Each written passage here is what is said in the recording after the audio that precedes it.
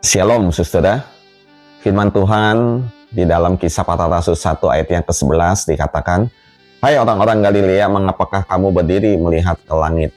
Yesus ini yang terangkat ke sorga, meninggalkan kamu akan datang kembali dengan cara yang sama seperti yang kamu melihat dia naik ke sorga." Saudara jemaat yang terkasih, pada hari Kamis besok lusa tanggal 9 Mei kita akan mengadakan ibadah peringatan kenaikan Tuhan Yesus ke surga, yaitu hari ke-40 setelah kebangkitan Tuhan Yesus. Peristiwa Yesus naik ke surga merupakan tonggak iman yang penting bagi kita, anak-anak Tuhan. Hal ini memberikan bukti bahwa misi Allah bagi manusia dan bagi dunia telah diselesaikannya. Mulai dari kedatangannya, kelahiran melalui perawan Maria dan kematiannya disalib di Bukit Golgota, dan kebangkitannya pada hari ketiga, menggenapi rencana keselamatan Allah. Misi yang Allah kerjakan melalui putra tunggalnya Yesus Kristus mengampuni dosa semua manusia. Bagi setiap orang yang percaya kepadanya, diampuni dan menerima jaminan keselamatan dan hidup yang kekal.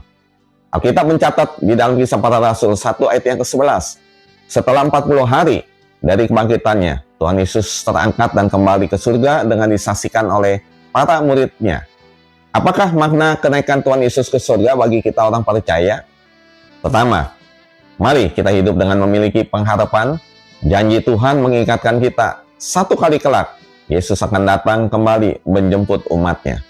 Ini menjadi sumber kekuatan dan penghiburan bahwa kehidupan di dalam dunia ini hanya sementara. Segala hal yang terjadi, yang menyakitkan dan yang sulit, suatu hari juga akan berlalu. Dan kita menantikan tempat memberi kelegaan, yaitu rumah kekal di surga. Yang kedua, tetap berkarya. Sementara di dalam masa penantian ini, kita harus mengisi kehidupan dengan mengerjakan hal-hal yang berguna dan yang mulia. Bila pada kesempatan kita dekat dengan Tuhan, lakukanlah itu dengan baik. Datanglah beribadah, bergiat di dalam pekerjaan pelayanan. Saudara dapat melayani di gereja atau di rumah atau di mana saja saudara berada. Tugas Yesus di dunia sudah selesai, sehingga Tuhan Yesus kembali ke tempat asalnya, surga mulia. Dan kenaikan Tuhan Yesus untuk mempersiapkan tempat bagi kita dan mengutus Roh Kudus ke dalam dunia. Janji Tuhan bahwa Roh Kudus turun diberikan bagi kita untuk mendampingi orang percaya menempuh perjalanan iman ini. Roh Kudus menghibur dan menguatkan orang percaya menghadapi masalah dan juga tantangan hidup. Roh Kudus memberikan kuasa dan keberanian kepada orang percaya untuk terus memberitakan Injil. Marilah saudara, kita terus percaya kepada janji Tuhan dengan hidup di dalam kekudusan dan kebenaran. Yesus telah naik ke surga dan Ia akan datang kembali menjemput dan membawa kita bersamanya di surga.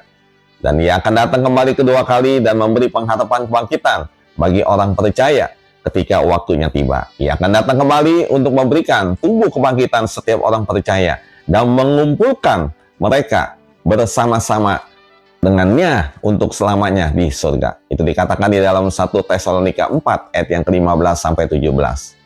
Saudara, apakah kita mengerti pengharapan iman kita ini sehingga kita terdorong untuk terus memberitakan dan mengabarkannya bagi anggota keluarga dan orang-orang sekeliling kita?